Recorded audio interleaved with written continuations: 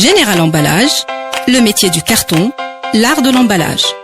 Porté par Radio M, soutenu par Général Emballage, Doing DZ, l'émission de ceux qui entreprennent.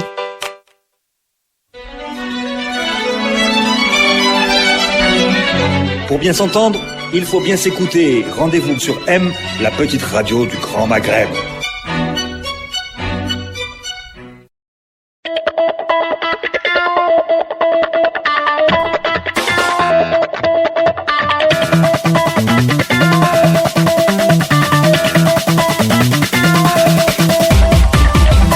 Bonjour à tous, bienvenue dans Doing DZ, votre nouveau rendez-vous entrepreneuriat sur Radio M.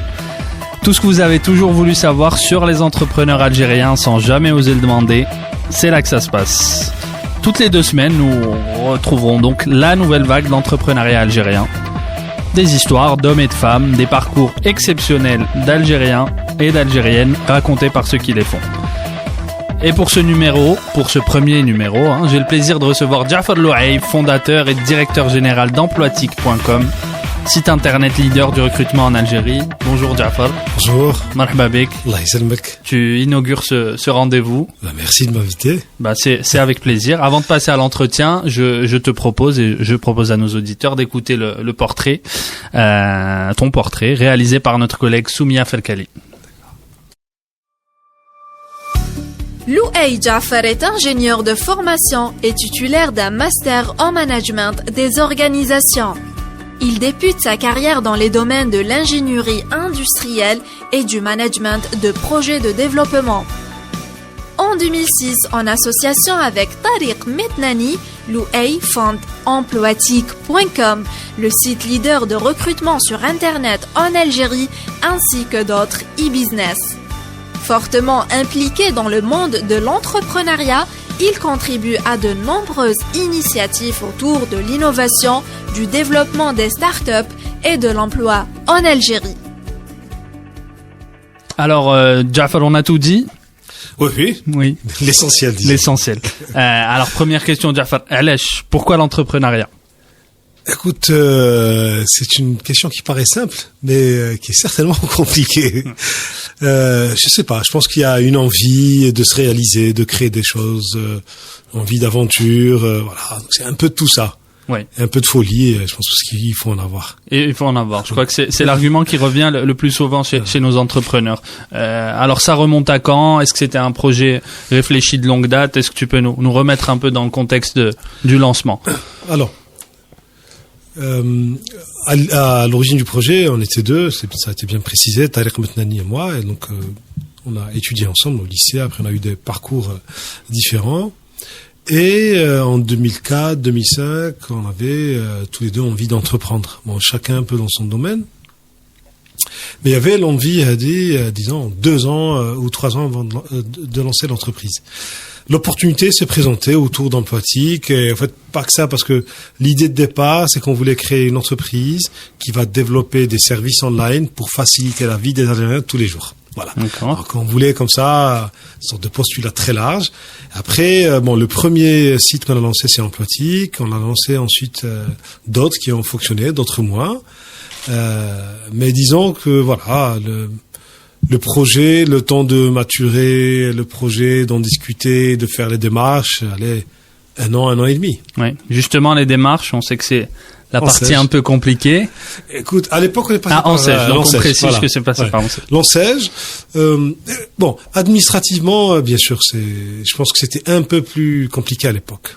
Mais je me rappelle, un prof, Qalna, si c'était simple, tout le monde l'aurait fait. Ouais. Je trouve que c'est bien que ce soit un peu bien résumé. Ouais. Alors, il faut les mériter, c'est crédit, il faut les mériter. Ça a duré, je pense, 9 mois. Donc finalement, de création, c'est vrai que c'est un peu lent, mais nous, ça nous a pas empêché parce qu'on était en pleine phase de développement du site, de préparation de la stratégie, tout ça. Voilà. Donc l'ANSEJ, à l'époque et même maintenant, c'était un formidable outil. Parce que quand même, pour financer des startups, aujourd'hui, c'est très bien. Le seul souci, et c'était le cas aussi à l'époque, c'est que ça finance pas la trésorerie. Ouais. Et qu'on sait très bien, dans l'univers des services, on a besoin de financer une trésorerie, pas forcément du matériel. Ouais. Mais bon, on a trouvé, à l'époque, on s'était On a financé nos activités e-business avec le développement de sites web pour les entreprises. Et donc, avec ça, on refinançait la partie e-business et ça marchait plutôt bien. Donc, dès le début, vous avez fait le choix de diversifier les activités. C'était par nécessité. D'accord. Par nécessité aussi parce que notre savoir-faire allait dans ce sens. Donc, on se disait, on développe des sites pour nous. On a un certain savoir-faire. On le met à la disposition d'autres entreprises. Donc, dès le début, disons qu'on avait 2 facettes de l'entreprise. Une tournée vers le développement de nos propres produits et l'autre pour accompagner les entreprises dans leur stratégie digitale. D'accord.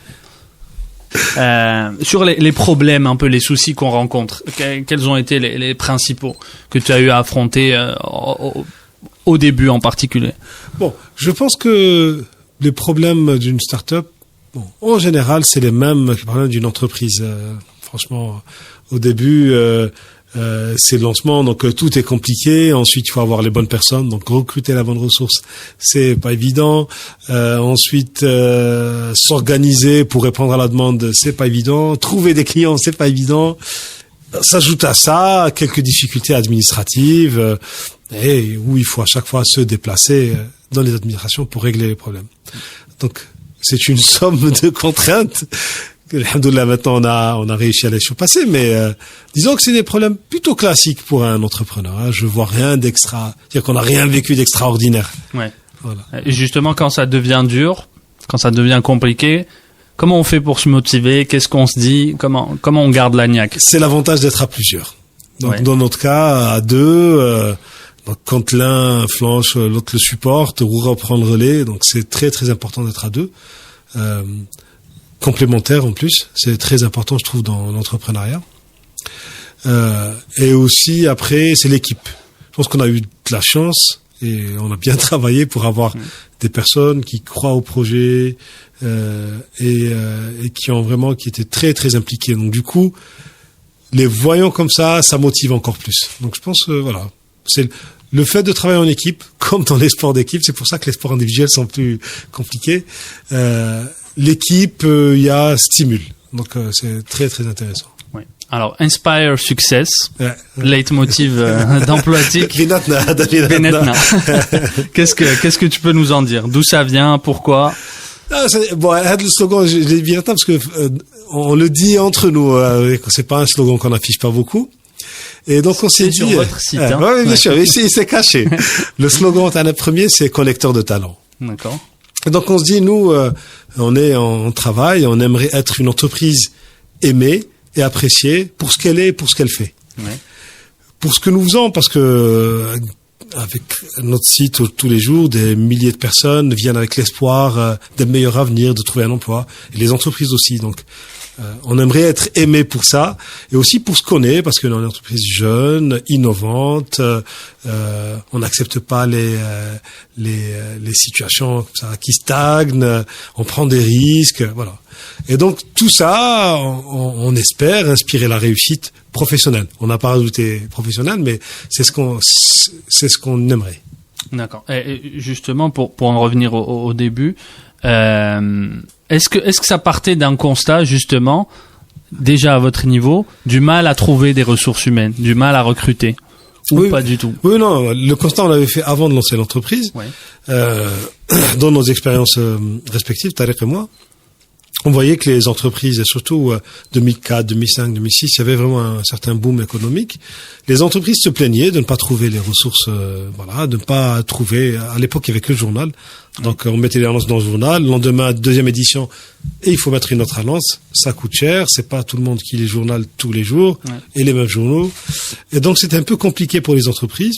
Les candidats de l'autre côté se disaient, n'appréciaient pas la façon avec laquelle les opportunités d'emploi étaient affichées, et donc disaient que ça manquait de transparence, alors que les entreprises faisaient tout pour afficher ça. Ouais.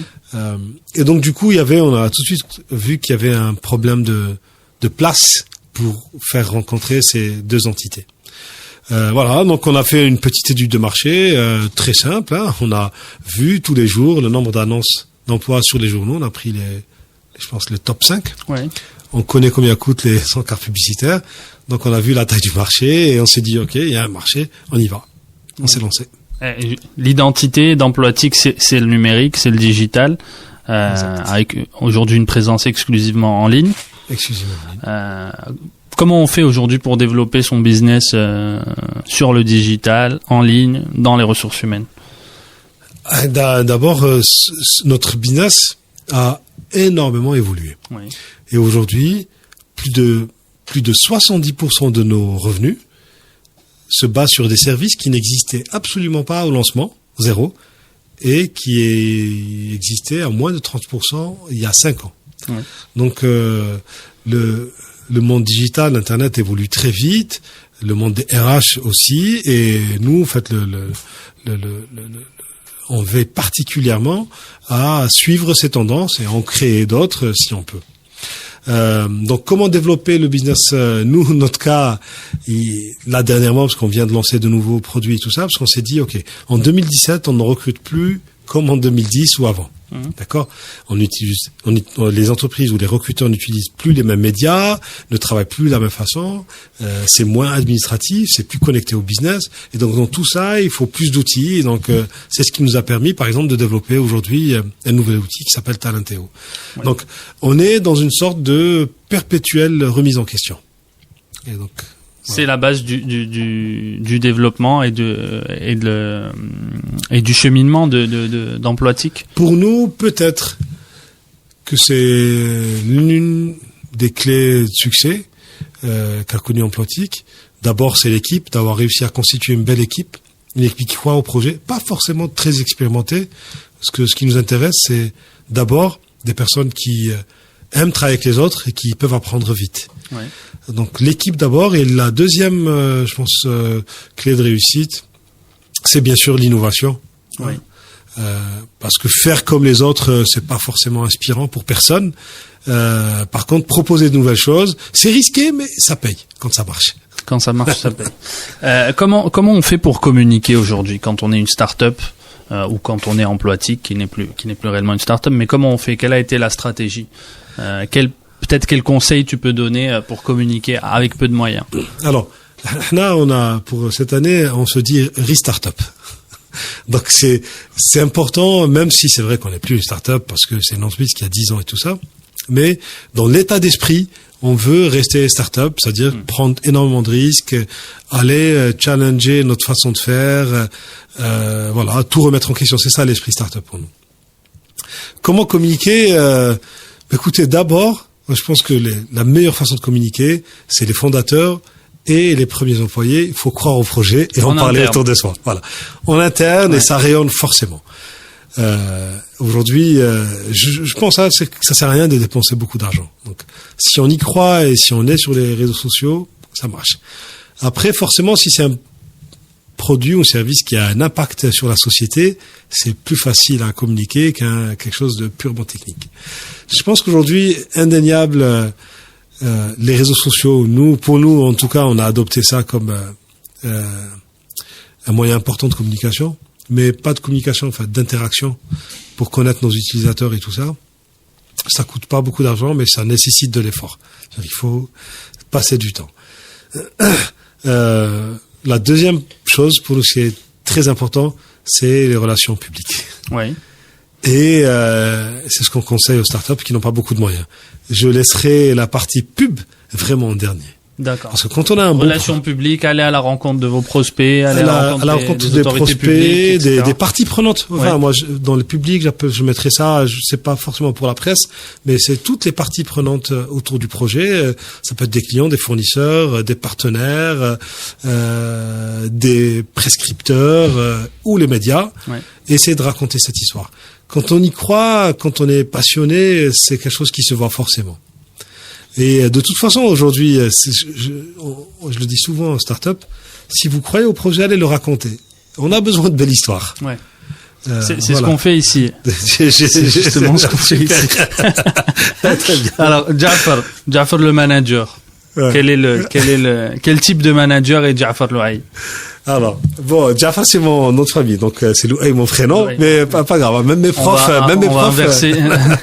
non, mais souvent les profs inversés. Ils me disaient, donc, je pense que d'abord mon style est forcément à changer parce que j'ai grandi, hein. Donc, aussi. mais aussi selon la phase avec laquelle l'entreprise passe. Et je pense que les mieux pour avoir la réponse à votre question, c'est de la poser à l'équipe. Vos salariés, ouais. Voilà, à l'équipe. Je pense. Mais après.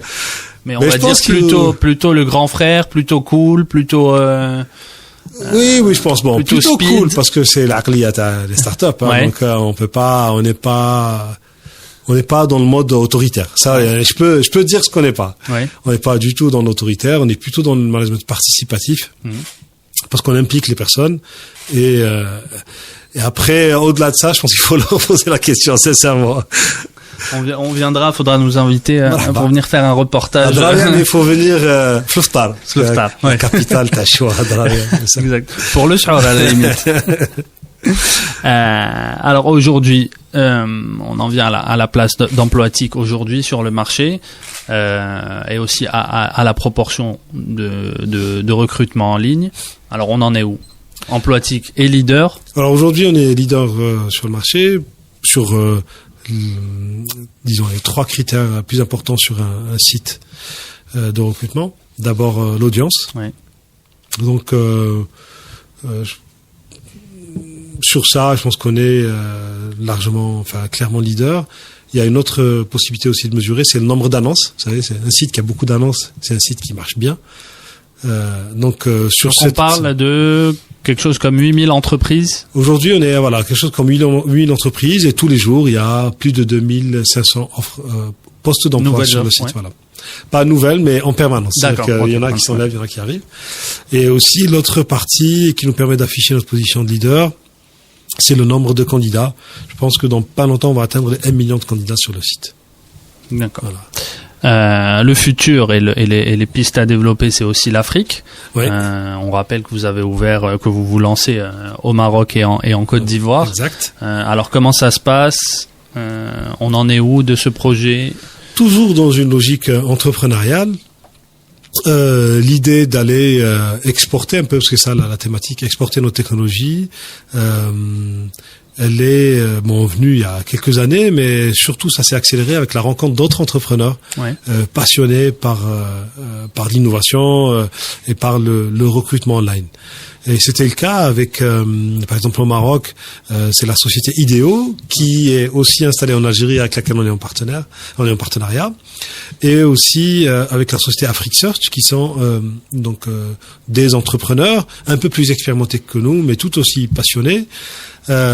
Ils sont leaders sur toute la région Afrique de l'Ouest. Et donc, de rencontre à rencontre, on a discuté du projet, on s'est dit, ok, pourquoi pas lancer un acteur africain global, par les Africains, pour les Africains, et vraiment cette dimension, c'est une valeur qu'on partageait tous, et donc voilà, on s'est lancé, et on a créé NovoJob. Oui. NovoJob, donc c'est le nouveau site qui se positionne aujourd'hui sur 3 pays africains, pas les moindres, hein, donc l'Algérie, le Maroc, la Côte d'Ivoire, et bientôt d'autres pays de l'Afrique de l'Ouest, d'ici la fin de l'année. Ouais, alors justement, les prochains défis, les objectifs, c'est la dimension africaine. Exactement. Aujourd'hui, je pense qu'on a tout intérêt de regarder au sud, de voir ce qui se passe. Il y a de formidables opportunités. Je pense même pour les jeunes entreprises algériennes, il y a des choses à faire. Ouais.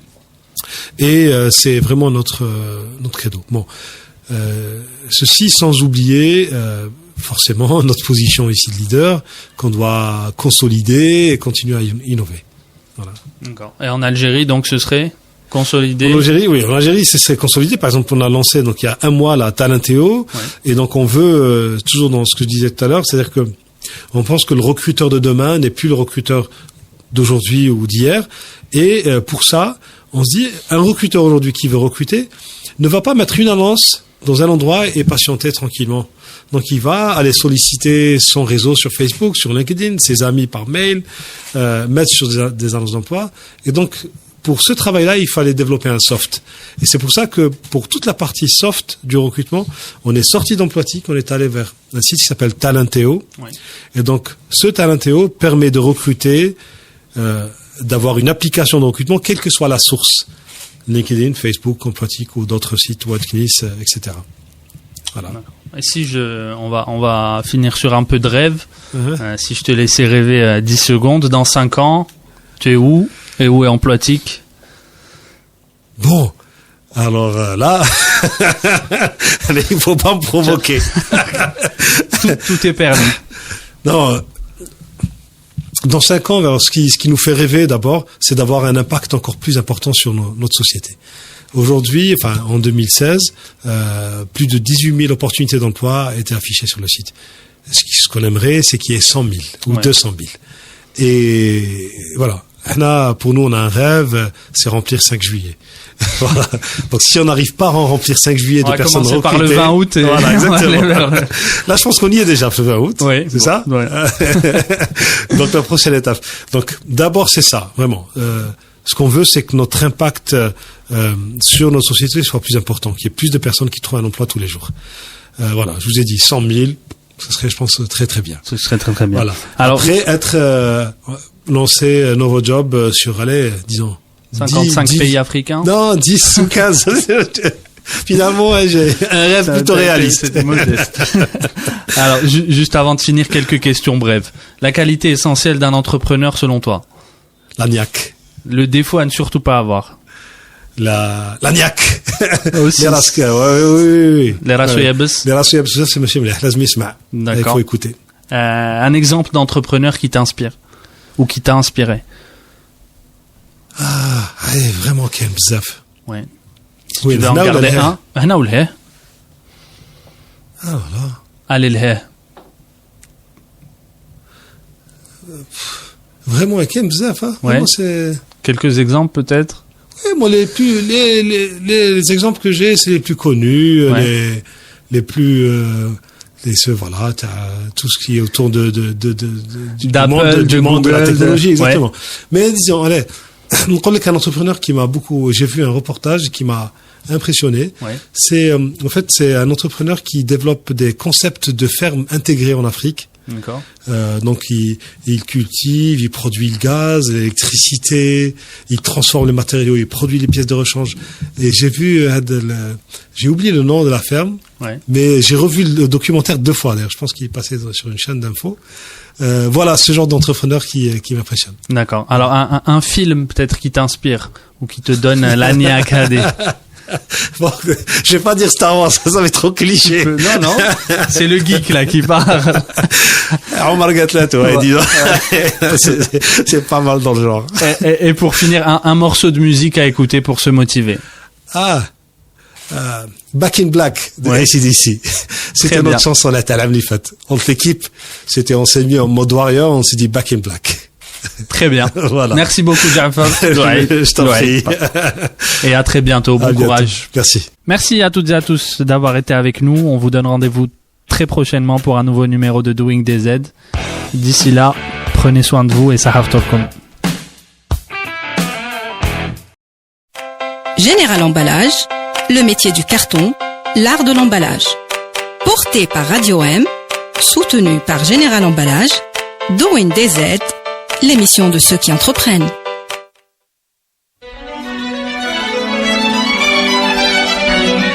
Pour bien s'entendre, il faut bien s'écouter. Rendez-vous sur M, la petite radio du Grand Maghreb.